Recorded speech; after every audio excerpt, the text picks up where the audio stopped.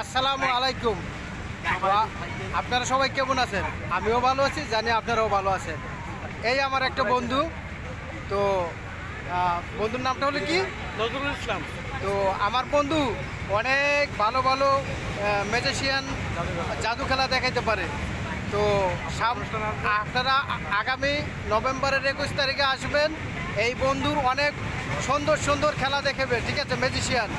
তো এখনই দ্রুত রেজিস্ট্রেশন করুন। তো সবাই মনে করেন যে এখানে আসলে আমার বন্ধুর মতন আরও অনেক বড় বড় সেলিব্রিটি আসবে। তো সবাই দ্রুত রেজিস্ট্রেশন করুন। রেজিস্ট্রেশনের ফি হয়েছে মাত্র 510 টাকা।